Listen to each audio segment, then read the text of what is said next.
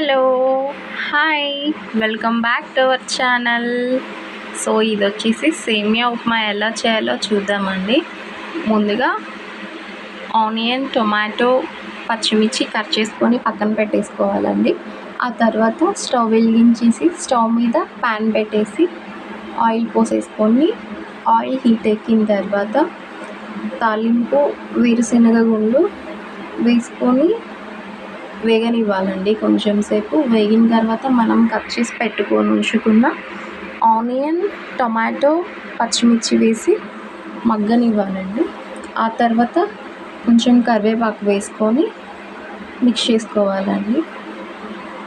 అవి కొంచెం దూరగా మగ్గిన తర్వాత వాటర్ పోసేసుకొని కొంచెం సాల్ట్ వేసేసుకొని వాటర్ని బాగా మరగనివ్వాలండి. సో వాటర్ మరిగిన తర్వాత సేమియా వేసేసుకొని మిక్స్ చేసేసుకోవాలండి. ఆ తర్వాత మంచిగా కలిపేసేసుకొని ఒక 2 minutes అలాగ మూత పెట్టేసి పక్కన పెట్టేసుకోవాలండి. తర్వాత మంచిగా మగ్గిన తర్వాత కొంచెం కొత్తిమీర వేసుకొని గార్నిష్ చేసేసుకుంటే సో సేమియా ఉప్మా రెడీ అయిపోతుందండి. Please to subscribe our channel.